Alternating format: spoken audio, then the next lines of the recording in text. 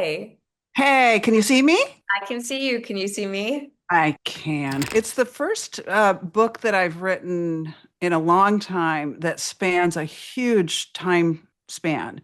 And I think one of the most grounding things that you can do as an author for the reader to keep her oriented, because as you can imagine, you want to tell them where they are in time and space and wherever without telling them in a dramatic way. And so for me, the weather is definitely a tool for doing that because everybody knows what weather is. Everybody knows what weather feels like. If you can bring that to the reader in a really creative way, then I feel like that's a tool in your tool, writer's toolbox. And you can tell from having read some of my work, it's really important to me. And it's always been important to me as a reader.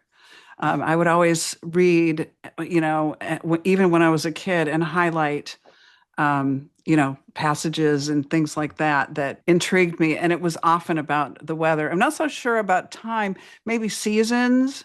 And I don't know about the time of day, but you have to tell them if it's light or dark.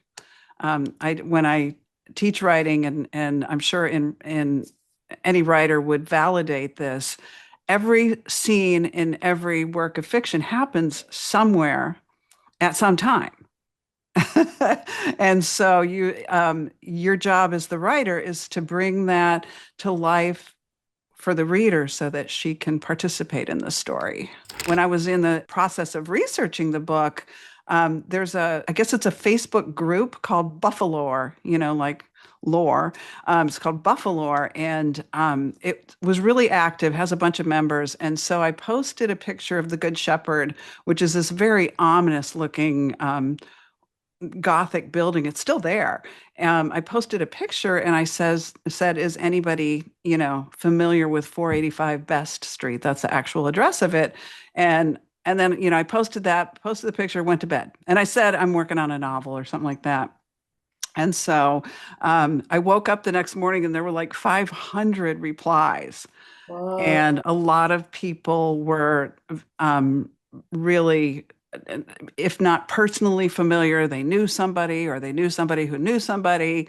And it was really informative. And I did make a couple of connections to help me with my research on that book. And so Buffalo has its own vibe. And I would say in the many cities I've been to, it's kind of a unique vibe. There's a something very Buffalo about Buffalo. Totally. And even I grew up in New York City and now I live in upstate New York. I think people in Buffalo would say, no, you live downstate, Yeah, like that's still so right. close to the city. But there is something that the lore in the rest of the state, it's a downstate. The only thing we know about Buffalo is that it's cold. Oh my God, That's yes. been my Right only now, impression. yes. But then it was Mhm. really interesting to open this book and at chapter one, just have this experiencing of like a sunny, beautiful farmland.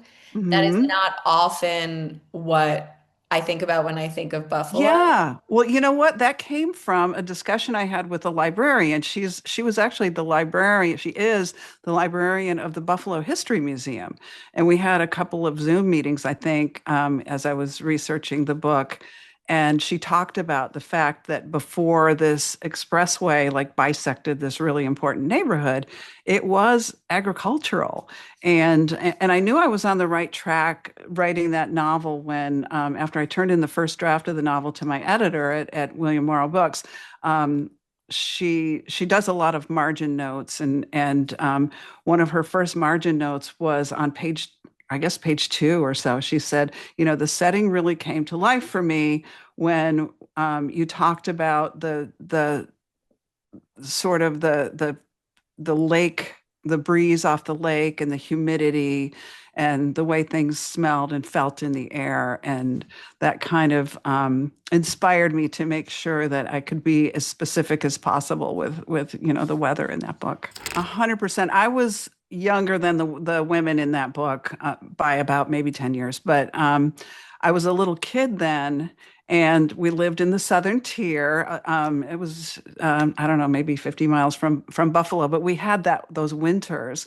I remember my mom opening the front door and there was just a wall of snow, and it was a common thing back in the 60s. I think that the climate was even worse back then, and so when you're a kid in that atmosphere, it was wonderful. We loved it. We had a ski hill close to our house, and it was really fun. And then we moved away when I was 10. And so I hold these memories of growing up there until the age of 10 that felt very nostalgic. My parents, they grew up there all their lives before we moved away. And so they had their friends and they had their get-togethers and their barbecues, and they call them cookouts. And so I definitely looked back at that period through, nostalgic eyes. And I also had pretty vague memories of growing up Catholic there because I had catechism every Wednesday. The Catholics got out an hour early and had to go to the nuns and go through catechism, and so I kind of had that perspective. And the church in the town was one of those big Gothic blocky churches, and I walked in there it was 2020, and I was with my big brother, and I walked in that church, and just the atmosphere, the smells, and the way the sounds echoed and everything, a whole bunch of things came rushing back, including the fact that my brother, he got to be an altar boy like one time, and he was holding the incense burner, the censer, and his sleeve caught on fire. And that kind of made it into the book in a different, kind of an oblique way, because one thing I tried to do with this book is to not make it so grim on every page, because there's been plenty written about the Magdalene laundries and the way women were treated in these institutions, but I think in a novel you need a little bit of hopeful humor, and kids are kids. Teenagers are exuberant, and you can't really tamp them down. You can try, but that was one of the themes of the book. That's your job as the fiction writer. You take some reality, or you take something and try to bring it home to the reader. It's a tricky thing because you want it to feel authentic, but you don't want them to like hit themselves in the head with a hammer. Absolutely. Yeah. But that's also the girls found their own little escapes, Hmm. just like the reader does, where Hmm. like they're listening to music, they're having Yeah. fun, they're learning about each other, they're having a Yeah. picnic, and they have their little moments of escape too, which is really Yeah. Well, one of my most beloved books, like everybody else that I know, is The Diary of Anne Frank. And I remember how important it was when she could see out a window. And so I had that in mind when there were the deep confinement places, the girl who kept the little mouse, and the way they could look up over the fence, and look past the razor wire. I write really commercial books. I write the Lakeshore Chronicles that take place in your neck of the woods, and I write women's fiction or general fiction, whatever you want to call it. And it has to come out, in order to build a career, you want it to come out on a regular basis, yearly or every other year, something like that. And so I absolutely keep working hours. I usually work a 40 to 60-hour week. And so, yeah, just like anybody going to a job. And I just tell myself when I don't feel like it, I'm like, people go to jobs they hate every day. You get to go to a job that you like. So that's my pep talk for writers who can't get themselves motivated. I just think, no, this is what you were made for. Do you always have a story? Like your next story and your Yeah, next too many. Yeah, they're like the air traffic over O'Hare, just kind of circling around my head, and which one gets to come in for a landing. And I'm really lucky. I have such a wise woman and dear friend who's my agent. Her name's Meg Ruley at the Jane Rosen Agency. And I also have worked with some of the most creative incredible editors in the business. My current editor is Rachel Kahn at William Morrow. Previously, I was with Margaret Marbury at Mira Books and a lot of predecessors.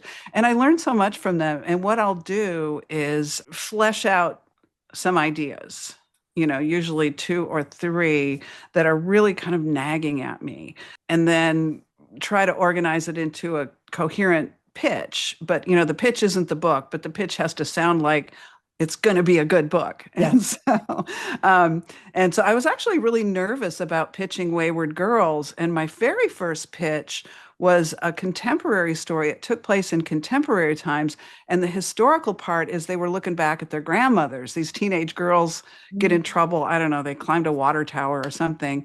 And their punishment was they had to go and take down women's stories at a retirement center. And that's how they found the girls.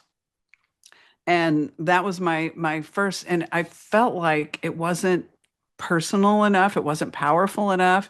And I talked it over with my editor and agent, and I've written historical romances and historical novels, but I've never written in, I don't know, do you call it recent history or a nostalgia novel, living memory novels, because this Right. is in living memory for most of us. Yeah. But I decided to make that shift, and I was pretty nervous about it because it was a departure. Most of my current work has been just a contemporary story. And they were great. They just embraced it. They said, it's, you sound passionate. This is a story you want to tell, go for it. Let's see, here's my work in progress.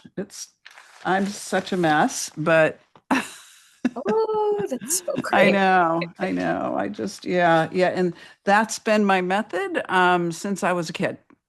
And we lived overseas. And I was addicted to these lovely, they were called librairies. And it's not a library. Library is bibliothèque, but the librairie is like the paper shop where you would go and get your fancy pens and your fancy notebooks and things like that. So I was just enamored of them. And I would write all kinds of crazy poetry and stories and things that will never see the light of day. But yeah, I've always been a writer. How many books have you written? Over 50? Yeah, Wayward Girls is 60. I know, right? Yeah. So yeah, where does the time go? I published my first book in 1987. I was, a little 20-something-year-old with barrettes in my hair, and I was a school teacher. And I kind of built my career from historical romances to contemporary novels, and on we go. And so, yeah, it's been a ride. It's been really fun. Perfect. I'm excited to see what you come up with next and read it. And I'd love to stay in touch. Okay, well, thank you. Let's do that.